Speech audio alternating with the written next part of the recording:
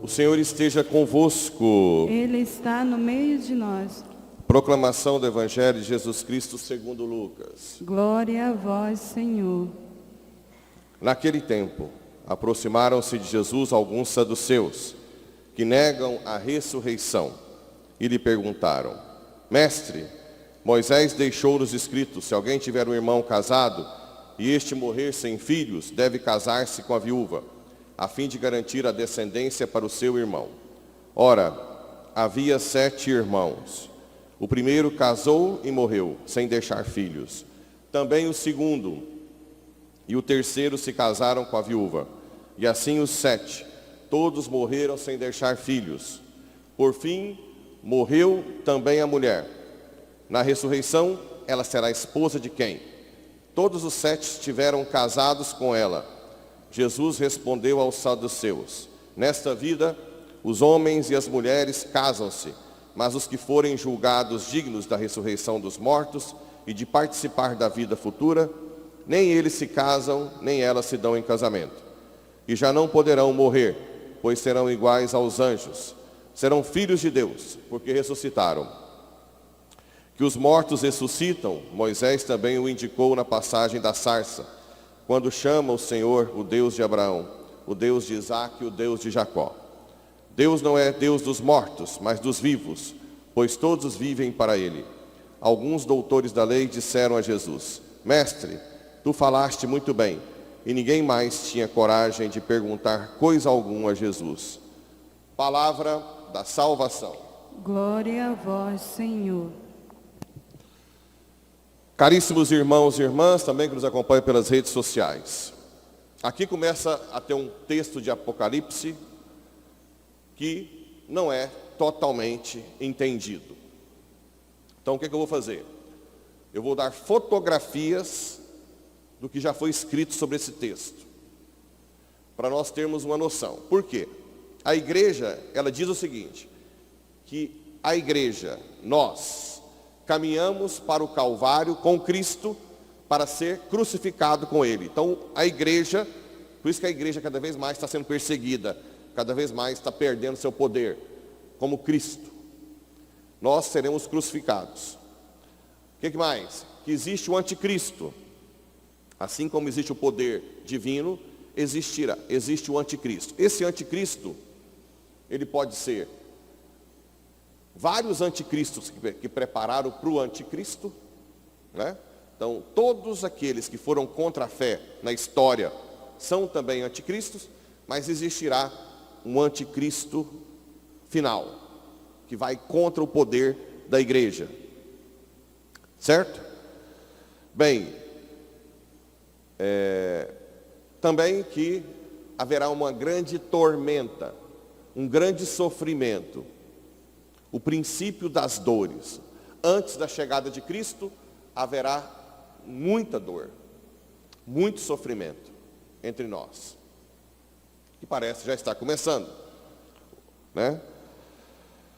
Bem, aqui fala de 2 testemunhas, e depois refere a 2 oliveiras e 2 candelabros.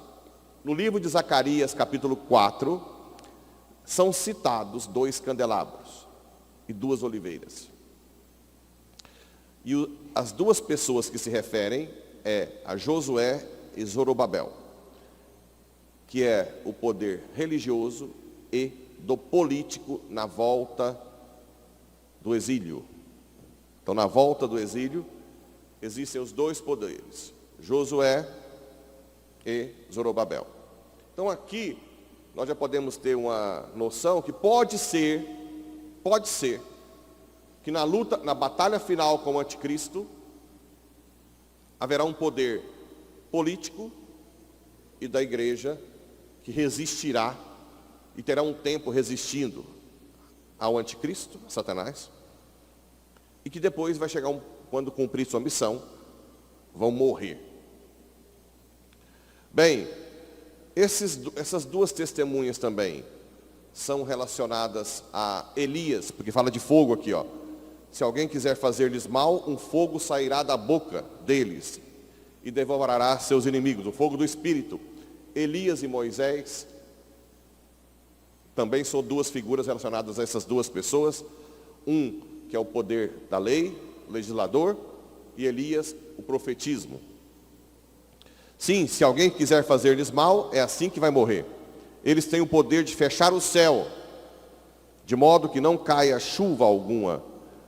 Que também essa questão de não cair chuva na época de Elias, né? Elas têm o poder de transformar água em sangue, como fez Moisés. Então aí vem as duas figuras de Moisés e Elias. E quantas vezes elas quiserem, podem ferir a terra com todo tipo de praga. Quando elas terminarem o seu testemunho, a besta que sobe do abismo vai combater contra elas. Essa besta, eu já expliquei, é o 666. Esse 666 pode ser Nero, tem Nero Cesare, que quer dizer 666, mas também o anticristo. 666, vamos pensar, 7 é o número da perfeição na cultura judaica, certo? A Santíssima Trindade são quantas pessoas? 3. Então se eu coloco 7, 7, 7, eu posso dizer as 3 pessoas. Então, pode ser uma analogia que 6 é o número da imperfeição. Então se eu coloco 6, 6, 6, seria o anticristo. O anti-trindade, certo?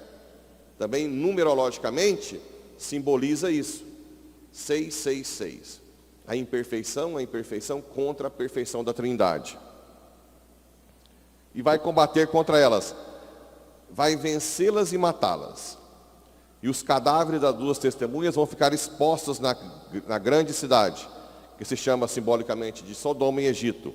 Sodoma, que simboliza a cidade da safadeza, da entrega ao corpo, e Egito, da resistência, a resistência bélica contra a igreja. E na qual foi crucificado também o Senhor delas. Gente de todos os povos, raças, línguas e nações verão seus cadáveres durante 3 dias e meio, e não deixarão que os corpos sejam sepultados. Também se cita 3 anos e meio no livro de Daniel, que é a metade da perfeição de 7, certo? Os habitantes da terra farão festa. Como assim? Essas duas testemunhas são tão santas que incomodam, dão remorso às pessoas que estão longe de Deus. Assim como quem vem à missa incomoda, quem reza muito incomoda, quem prega incomoda, quem é caridoso incomoda. Então, todo mundo que vive a caridade e a fé incomodam. Certo? Então aqui, essas duas testemunhas no final dos tempos incomodarão muito quem não quer mudar de vida. Então eles fazem festa com a morte das duas testemunhas. Farão festa pela morte das testemunhas. Felicitar-se-ão, trocarão presentes, pois esses 2 profetas estavam incomodando os habitantes da terra. Também tem gente que fala desses 2 profetas em analogia a Pedro e Paulo, né? Paulo dos gentios e Pedro dos judeus. E depois de 3 dias e meio, um sopro de vida veio de Deus. Penetrou nos 2 profetas e eles ficaram de pé. E todos aqueles que os contemplavam ficavam com muito medo. Ouvi então a voz forte, vinda do céu, chamando os 2. Subi para aqui. Eles subiram ao céu, na nuvem, enquanto os inimigos ficaram olhando. Esses 2 profetas farão a missão deles enorme, até que serão mortos pelo anticristo. Por 3 dias e meio vai ter festa daqueles que não querem conversão, até que Deus ressuscita e leva para o céu. Que começa então a Deus vencer o mal, certo? Deus começa a vencer o mal. E aí reinar sobre a terra. O segredo de Fátima, Lúcia vê o Papa subindo um morro e todo mundo da igreja morto, até que lá em cima o Papa também é morto. Alguém lembra desse segredo de Fátima? Provavelmente um dos profetas dos últimos tempos que combaterá o anticristo é o Papa. Existem algumas seitas aí protestantes que colocam que o anticristo vai tomar o trono do Papa. Não, a igreja nunca disse isso, que o anticristo vai ser um Papa. Não. Provavelmente o Papa, mais algum outro poderoso político, vai combater a besta. E eles serão vencidos, vão combater por muito tempo, vai converter muita gente, e depois, aparentemente, o anticristo vencerá. Porque tudo remete à história de Cristo. Quando os apóstolos viram Jesus morto ou sendo crucificado, para eles pareceu uma grande derrota. Por isso que Jesus chamou Tiago, Pedro e João antes para a transfiguração, para verem que ele é Deus. Certo?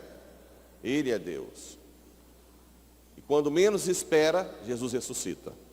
Então, no final dos tempos, haverá uma batalha final entre o anticristo e esses profetas, que simbolizam a igreja.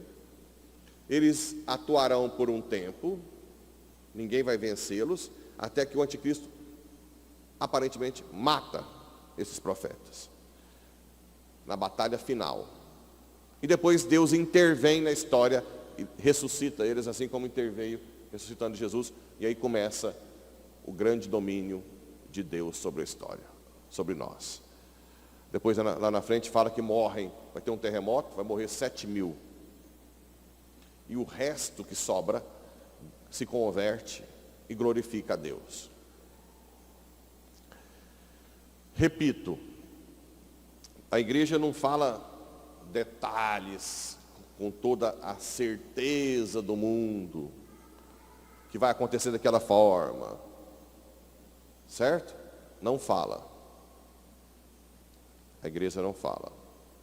Mas nós temos fotografias. Esse anticristo será um que vai governar o mundo, por isso que tem todas essas globalistas que querem dominar o mundo. Ele vai ser escolhido entre esses globalistas, o Senhor do mundo. A fé será perseguida. O cristianismo, por isso que fala nova ordem mundial, a ordem que o cristianismo dá vai ser interrompida, certo? Então tudo que é cristão vai ser perseguido.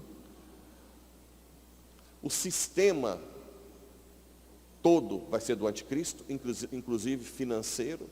A digitalização da moeda, tudo que o cristão fizer, uma empresa que for contra o aborto, contra sei lá o quê, não vai ter acesso ao dinheiro. Apocalipse 13, que aquele que não tiver o sinal da besta não vai acessar ao dinheiro, certo? Então você vai ter que se vender ao sistema para ter acesso ao dinheiro. Já estão tentando digitalizar aqui o real, não estão? Tal de Drex. Nada é o acaso.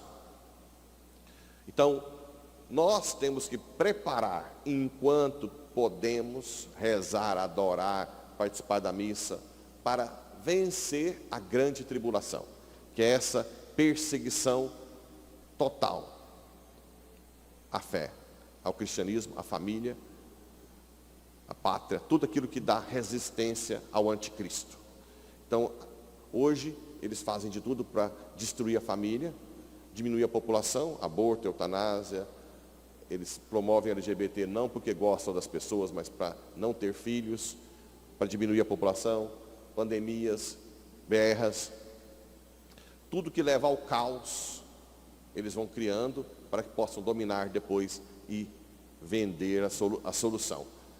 Lembrem-se que o anticristo, isso é importante vocês terem na cabeça, vai ser aquele que quer salvar a humanidade de situações dramáticas. Um novo Salvador. Mas não se esqueça, nós já temos o nosso Salvador. E o nosso Salvador vence na humilhação, na renúncia, na cruz. Cuidado com as tentações de anticristos que querem dominar. Tudo bem? E o Evangelho fala de uma situação aí, de um que casa, os judeus, eles tinham que ter descendentes da terra. Então, se alguém casasse sem uma mulher ficasse viúva, sem filho, alguém da família tinha que casar com ela até ter uma descendente. Aí ele pergunta, e no céu? Ele fala que no céu não. No céu vai ser como anjos. Porque na verdade no céu existe um matrimônio com Deus. Todos nós seremos matrimoniados com Deus. O matrimônio da terra, ele é preparação para o matrimônio com Deus. Você tem que treinar com o seu matrimônio a se doar para se doar eternamente no céu. Tanto é que a 7ª morada de Santa Teresa d'Ávila é o matrimônio com Cristo, com Deus. Tudo bem? Entenderam mais ou menos a história? Eu sei que muitos profetas falam isso, mas eu tenho certeza que dessa vez nós estamos no princípio das dores. Por isso que eu fico implorando para vocês não abandonarem o barco agora, porque depois eu não sei se vocês vão ter chance de entrar nele de novo.